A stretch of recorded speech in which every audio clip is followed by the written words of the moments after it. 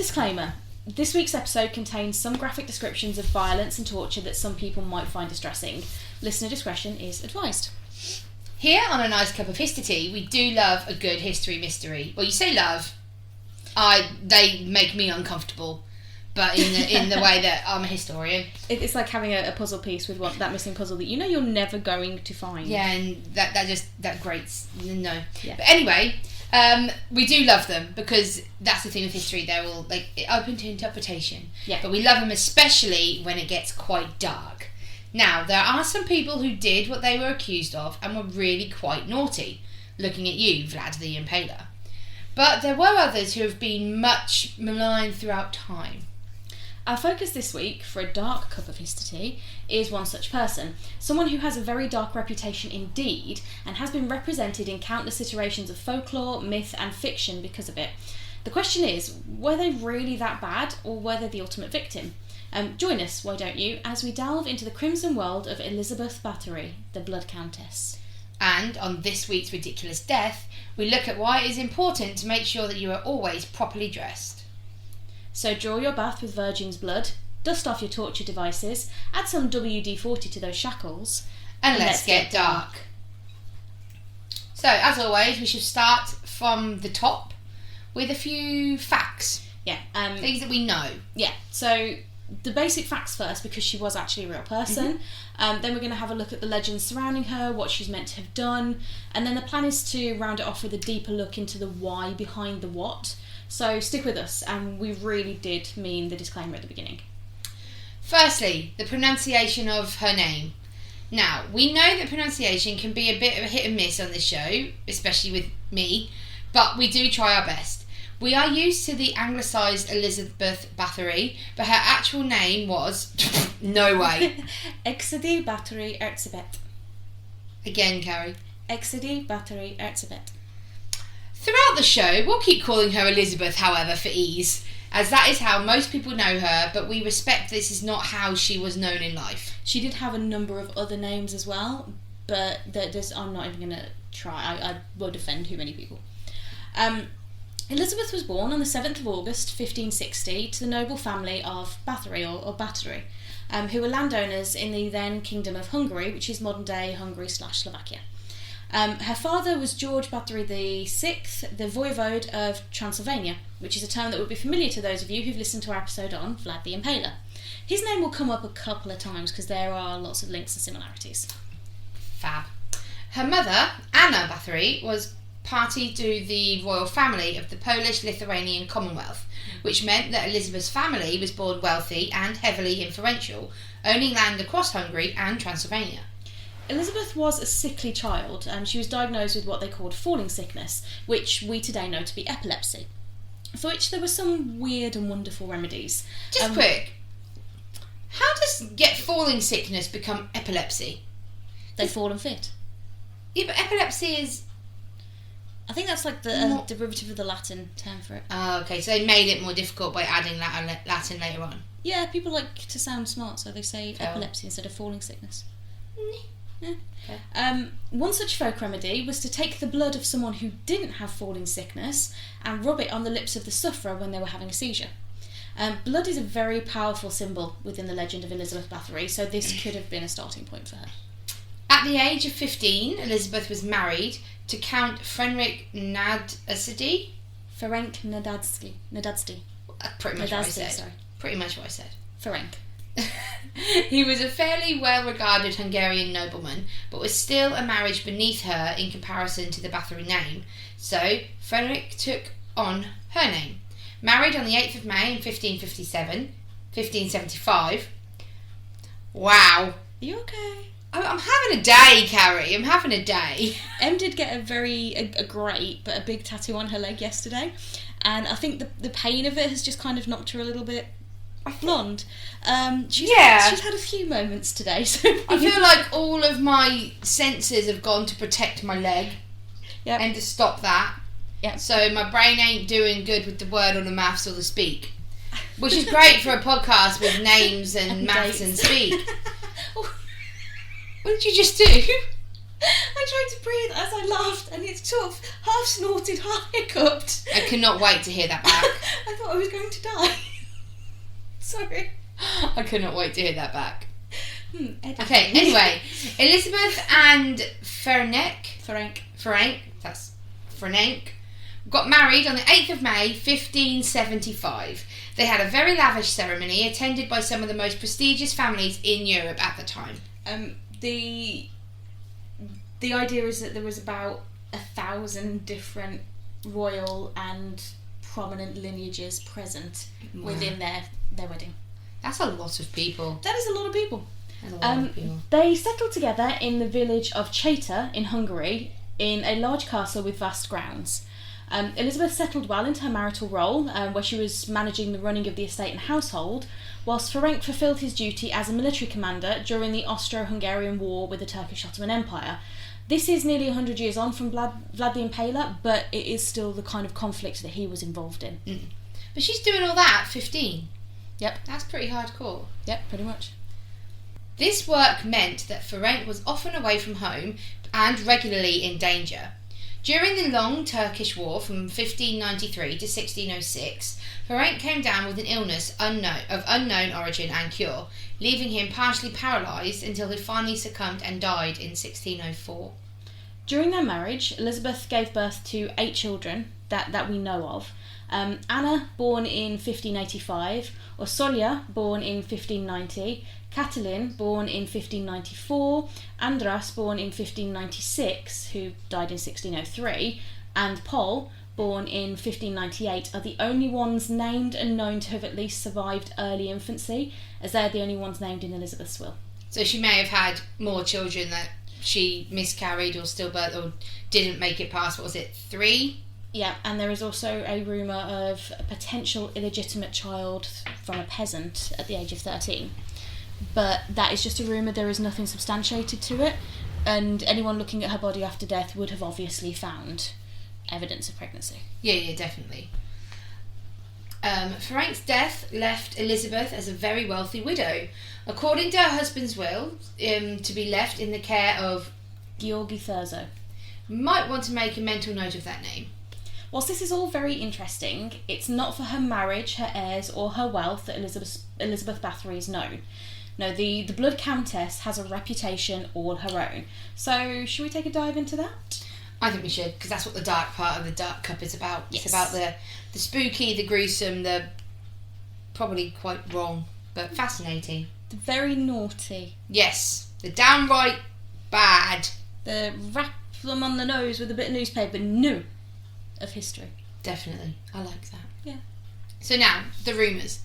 Take everything we are about to say with a pinch or 3 of salt. We'll explain why afterwards.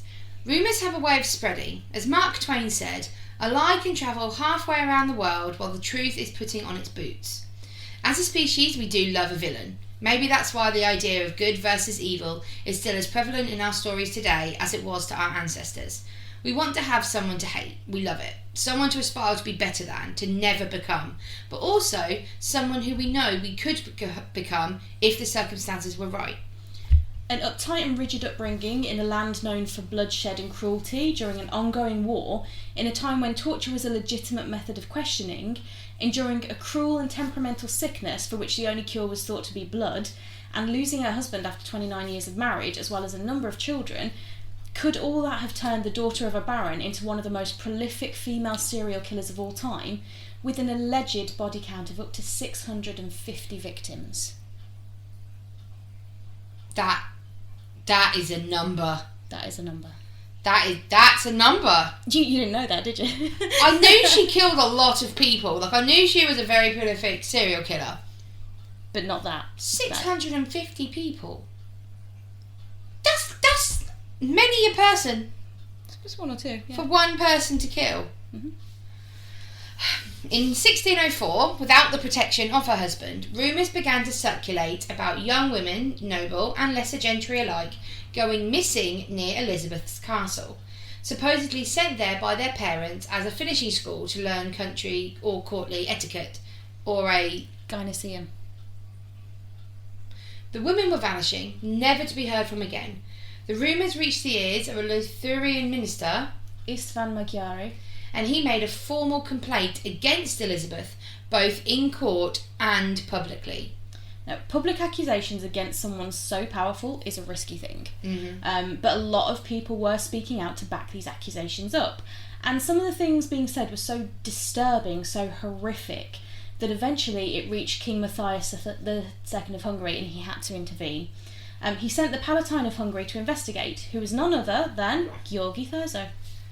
For a rumour to reach the king, that's pretty hardcore. Yeah, and the fact that, I mean, if it had just been this Lutheran minister's word against the Bathory family, the Bathory name, he'd have been... Oh, without a doubt. No one would have believed it. But for him to have had enough of a rumour backing that even the king thought, we should probably look into this. We best check this out, just to be... Better to be safe than sorry and all that. Exactly. So, working with two notaries... Andrew Keritsuri and Moses Chirakim. Thurzo started work in 1610 to collect evidence, and by 1611 they had amassed at least 300 witness statements. Some reported that their relatives had gone to the gymnasium. Gynoecium. Like gynecology, gyno for women. Oh, okay. Gone to the... I've forgotten what you said. Gynoecium. And vanished. Others described seeing bodies showing evidence of torture. The evidence was clear. Elizabeth had to be stopped. But what did she do that was actually so bad? Okay, yeah, so torture and murder isn't great. It's not fab. Far from it, and especially not on a scale where you end up with 300 witness statements. But there was a lot of death and torture going on at the time, so why was she set above the rest? Well, Elizabeth's acts are believed to have started in around 1590, whilst Freneck was away at war, and she was left in sole charge of the estate and the neighbouring village. She started small, with poor girls and young women that were lured into the castle with the promise of work. Being a servant in a castle was considered a great privilege, and could have increased the social standing of that person's family within the village, so it is no wonder that people were eager for their daughters to go and work in the... Cheta. Not all of them, allegedly, went there of their own free will, though. Eventually, Elizabeth tired of the weaker stock, and she set her sights on the gentry, killing those who were sent to her gynoecium for the promise of further education. It would have been the alleged deaths of the members of the gentry that concerned the authorities, and not the peasants, sadly. Yeah, which is kind of... It's sad, but it's something It's obvious. Would have. That's what it would have been back then. Yeah, there's no two ways about it. No, definitely not. Here are some of the ways in which Elizabeth was accused of having dealt with her victims. Brace yourselves. Are you braced? I'm braced. Are you braced? I think so. Okay, let's start off with the softer stuff. Okay. Some were beaten to death with clubs, or had red-hot irons pressed to their skin to burn them until they passed out or their hearts gave out. Ow. That's the softer stuff. Okay. Needles. Oh. I just read on. Do you want me to read them? It's cool. Be brave. Needles were heated and then stuck under fingernails or into the breasts of victims. Now, I'm sorry, does that just not make your entire, fingers and toes curl and your butt clench? I'm actually dealing with this rather calmly, but to be fair, I did research this and read about it, so... I don't know, it's just something about fingers. You know how much a fingernail hurts when you, just get it pulled back a tiny bit, or you pull a nail down the top. Yeah. Oh, no. Some were locked up in an iron embrace, not to be confused with the Iron Maiden. The Iron Maiden was never used. It was not a thing. It was a later invention. Okay. But the iron embrace was a cabinet that was laced with knives or broken bits of metal that the women would then be thrown into, and literally thrown into this cabinet and stabbed to death. Oh. Yeah. That doesn't sound very embracing. No. I sit here and embrace, I think cuddle. I mean, iron embrace sounds pretty cool.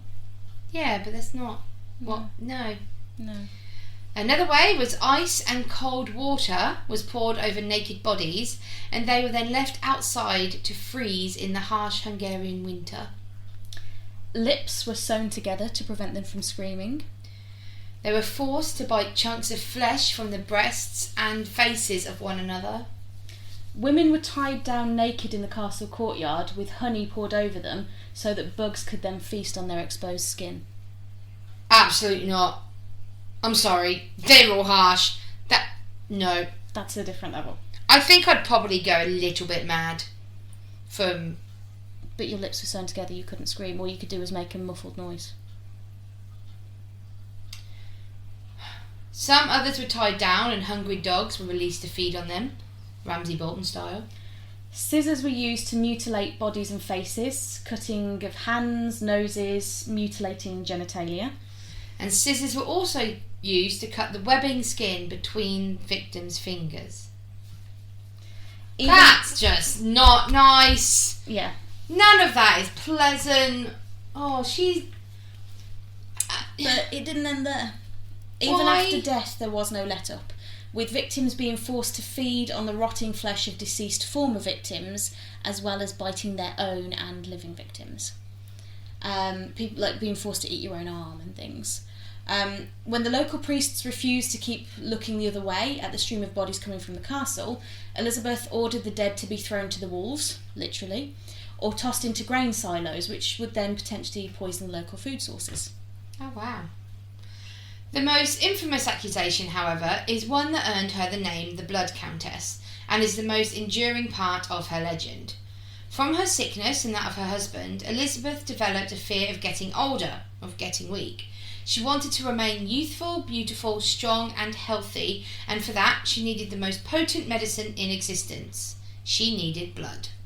As her victims were tortured, mutilated and killed, often at her own hand, their blood was collected by servants and used by Elizabeth to bathe in. Not exactly a sustainable skincare routine, to be sure. It was alleged that Elizabeth, ever the effective delegator, was assisted in her crimes by her ladies-in-waiting and closest friends, and even kept a book containing a list of the names of all her victims. Note, no such book has ever been found. So someone has said she did do this, and they're like, but we haven't found it. We'll come back to that later. Cool, you're good.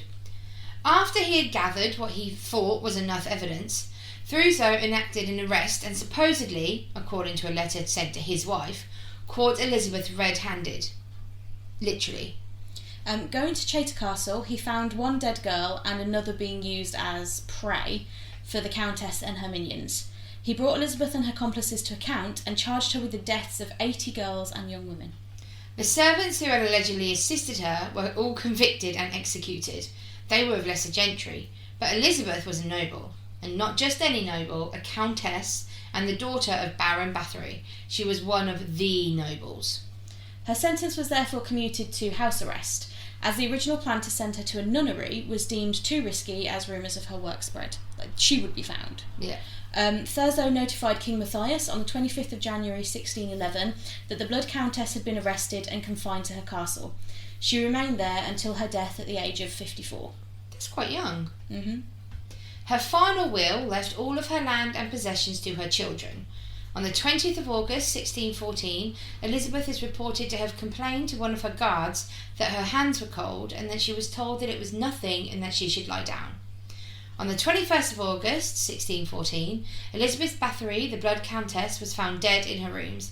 Her body was buried in the church at Chaytor on the 25th of November 1614, but this caused uproar among the locals. In fear of reprisals against her remains, she was removed to the Bathory family crypt in her birthplace of Exeter. The location of her body today is unknown. Yeah, she's somewhere in the church, but we don't know where. I'm just surprised she died that young. I'm not considering she did all of this, like all of the shit to make herself live forever. She died quite. So I guess she didn't get weak. She probably died quite beautiful because 54 is not that old. She also had epilepsy. Mm-hmm. But she's, because of all of that and all of what she's done, she's been like this looming legend in folklore, and there have been a lot of iterations of her. So you can find her. She's often linked in with the myth of Vlad the Impaler, and she's sometimes called Countess Dracula. There were some rumours that arrived later on that she would bite and drink the blood of her victims as well as bathing in it. She's been represented in a lot of different media, so you'll find a lot of your vampire things. So, for example, like the likes of Castlevania, anything to do with Dracula, your Hammer House of Horrors. She will appear in there in some way. Either she'll be known as Elizabeth Bathory, or there will be a character that's based on her. And yeah, she's quite enduring hardcore. for that. Yeah, she's quite hardcore as well. Yeah. But we will never actually know the full truth behind what happened. We can't rule out that Elizabeth did do some questionable things. However, evidence has been found by those willing to look that all might not be as bloody as it seems. And there's a lot of work going into it at the moment, because we've now got this thing where previously, if it was a woman, especially a powerful woman, people kind of looked the other way and just let the rumours fly. But nowadays, they're actually looking into things and thinking, is this really what happened? Kind of like the whole witchcraft thing. Yeah, exactly, with people women and men being exonerated for witchcraft. Yeah. But one interesting thing, however, is that King Matthias owned a very substantial debt to the Bathory family. This debt was conveniently wiped by the family in exchange for them to be able to manage Elizabeth's captivity in Chartres Castle. The family itself was far too formidable to go after, but a wealthy, lowly widow. Sorry. Lonely widow kept aloof in her castle with no real protection and vast lands that could be divided easily amongst her family members willing enough to look the other way. Well, that just made Elizabeth fair game. It is known that Thurzo convinced King Matthias that Elizabeth should be placed under house arrest, not executed like her accomplices. Whilst her sons did have some say in where she was because of the last wishes of Ferenc, Thurzo still had oversight and control of Elizabeth's lands, because Ferenc put Thurzo in charge of everything. So her sons did have some say, but as long as she was still alive, Thurzo was still in charge. Doubly so, when she was convicted and placed under house arrest, she would have been stripped of all of that, but while she remained alive, he had control still. Had she died, Matthias would not have had leverage over her family with the debt, and her lands would have been inherited by her children, so Thurzo could have said goodbye to a large chunk of his power and influence. The thick plottons. It does. Most of the witnesses that gave testimony against Elizabeth were not first-hand witnesses. They had heard of the accusations from others, rumours, Chinese whispers. Hardly a sound basis for conviction, let alone execution. But it gets better. Those accomplices we spoke of confessed to their crimes under torture. Ilona Yo and Dorothea Zientes had their fingers ripped off with a pair of red-hot pincers and were then burned alive. Oh, my fingers! For your exact reaction, Fair. Basically. Janos Ujvari was luckier, as he was beheaded before his body was thrown on the same fire as they were. Oh, that's nice. Erzi Mazharova escaped initially, but was later captured and burned alive. Katerina Benica was able to save herself somewhat, as evidence was given that she had been a victim as well, tortured and abused by the others, so she was sentenced to life imprisonment. I do kind of wonder if she was any higher up the social ladder, or if she had any kind of anything that they wanted for her to be kept alive. Now, whilst we do have the records of let's be honest, the farce of the trial, there is no record of any complaints made against Elizabeth or her servants to substantiate the claims made against them. So complaints would have been written down, like if someone stole a chicken or something, that it would have been written down to give to their equivalent of the magistrate. There were no complaints written down. Not until the time of the trial, in order to be presented as evidence. Convenient, that. The book that allegedly contained the names of all of Elizabeth's 650 victims was mentioned in the testimony of a servant girl named Susanna, who claimed that she had been told by Elizabeth's court official, Jakub Zilvasi, that he had seen this book and its you contents. apologise for that. Oddly enough, no mention of this was ever made by Zilvasi when he testified. So she said that he told her he saw the book. He never mentioned the book. The thing is, we'll never fully know whether or not Elizabeth Bathory did any of the things she was accused of. Historians are arguing now in her favour, speaking out against the folklore and stating that she was the victim of a political machinations by powerful men and jealous family members around her. Sorry, I could have just put scheming. That would have been good. Yeah, my bad. But you do use words where there don't need to be words. Yeah, I do use long ones sometimes, I'm sorry. That's fine. So, listening to what we've said, and we would encourage personal further research. Yeah. The question remains, was Elizabeth Bathory really the Blood Countess, one of the most horrific and prolific female serial killers to ever walk the earth?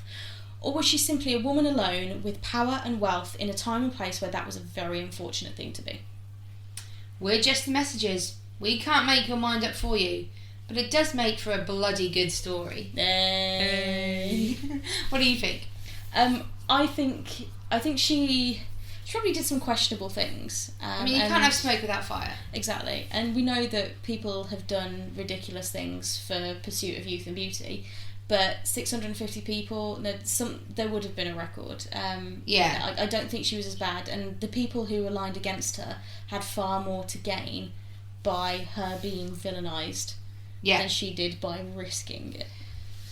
But if it was completely made up, that by that Thoreau person, he made up quite an elaborate story. 650 people is a lot. But look at the Salem witch trials. All he may have needed to do was have a couple of people who didn't particularly like her and say, I've been told that you know this. Give a bit of torture, they will confess to anything. And he's like, well, this person's told me this, they've already confessed. You might as well tell me the truth as well. We already know the truth because they've confessed. 650 people is a lot. Hysteria. I mean, if they'd kept it to 100, that still would have been a bit unbelievable. But where are these 650 people? Where are the bodies? Where are the records of all these women that have the gone church vanished? apparently said that they were worried about the amount of bodies coming from the castle. But that genuinely might have been. It's a time of famine and disease. You know, you had the sweat and sickness. You had bouts of plague. It genuinely could have just been a very unlucky household. Could have been. It could have been. And the church didn't like powerful women. I mean, look at John Knox and Mary Queen of Scots. But it's a case of, I think she was very much villainised, and with women at the time, especially in this kind of area and this era, once a woman was married off, she became the property. She went from being the property of her father to being the property of her husband. Yeah. So all these women could have gone to her school and then been married off, and they've historically disappeared from the records because they then became the property of another man, and they didn't really do anything that they thought of note to write it down, so we don't know. They've just vanished. So that's a good point. Yeah. That is a very good point. Which is sad, really, because they were people with complex lives and stories. Mm-hmm. Or they could have been tied to a stake in the garden and food for the bugs. Yeah. I mean, there's lots of details for it not to have some truth in it. Yeah, there's it's always... very, very detailed. I have a theory that in every part of folklore and mythology there is a grain of truth. Yeah.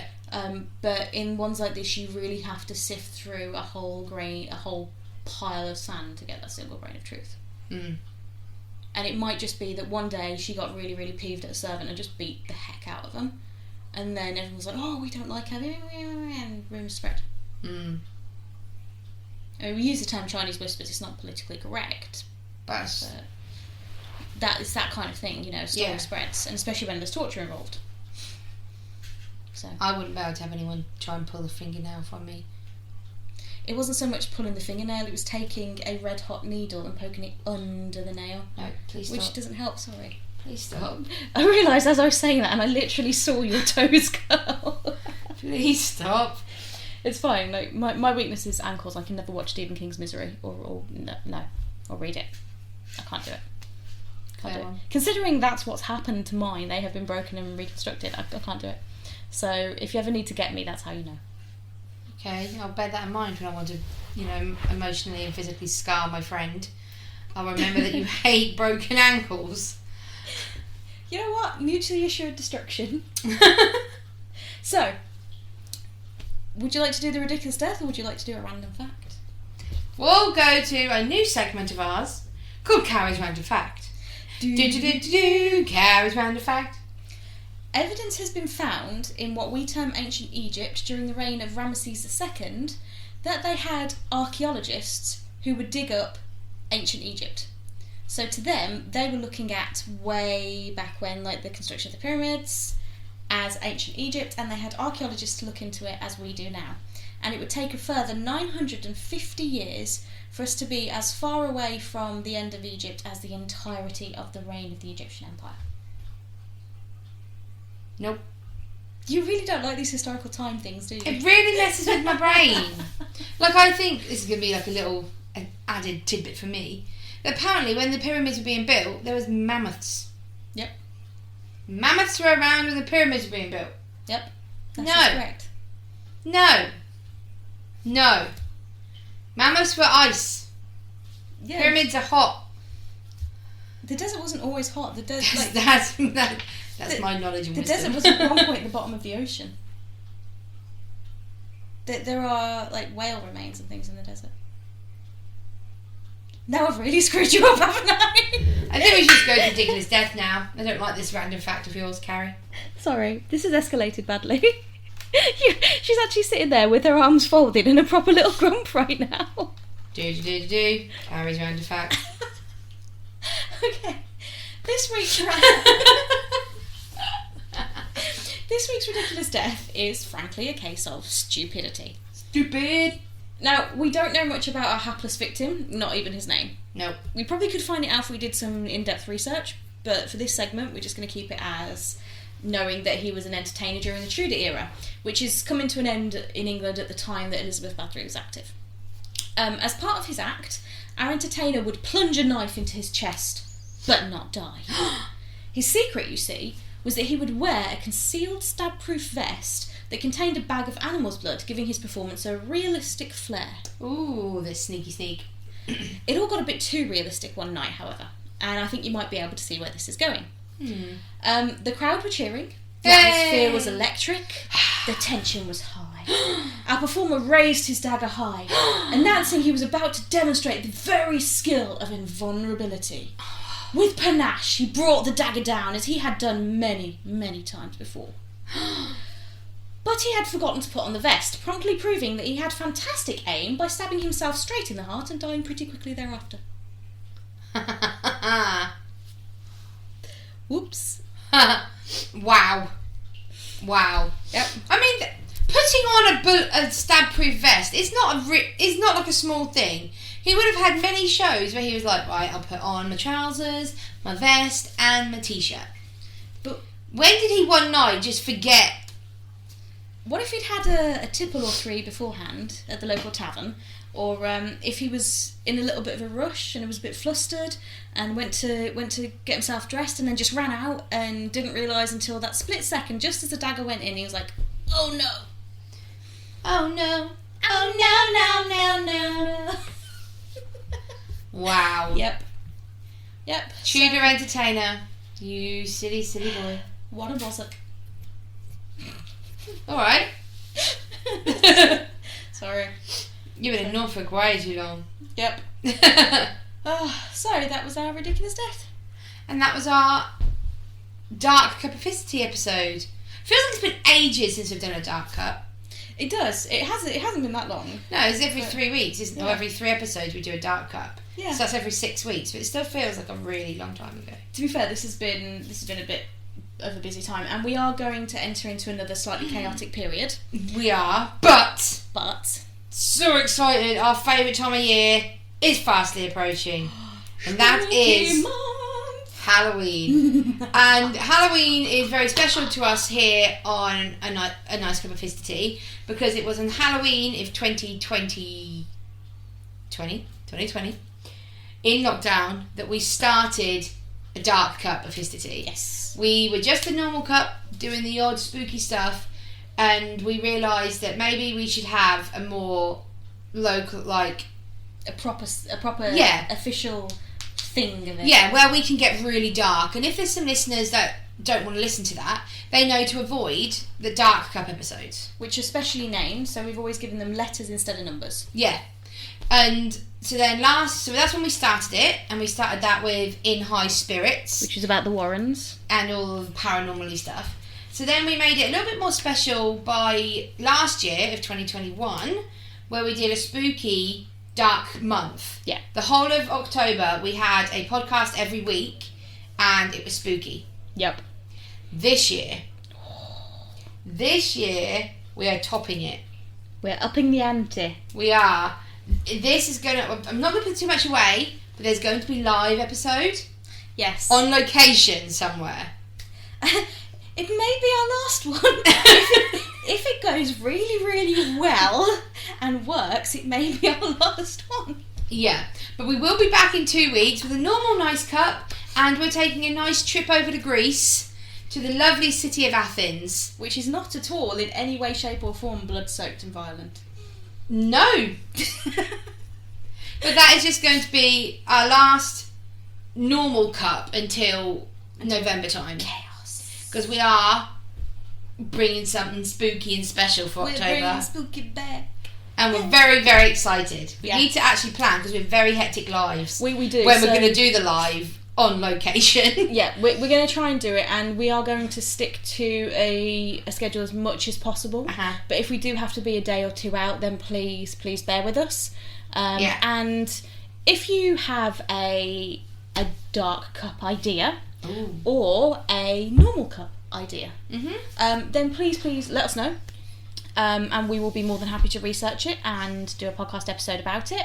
We want to hear from you because this is for you at the end of the day. We love doing this. We love getting all this information and learning new things, but we also love talking to you guys and educating you guys as well. Yeah, definitely. Yeah. So if you've got any ideas, you can get in touch with us through all of our social media. We have Facebook, Instagram and Twitter, and I believe they are all at Nice Cup of Histity. Just cup of histity. Oh, Cup of Histity. Yeah. And we actually have a TikTok now. We do indeed. We have a TikTok where we've got different videos, different historical things, reactions, little fun You get to see things. our faces rather than just hear our voices. Yeah. You poor things. That's a cup of histity as well. Yeah. Also, if you want to email us, you can at a nicecupofhistity@outlook.com. Yep. Cool. Right, well, until next time then. Better Bye. pack our passports for Greece.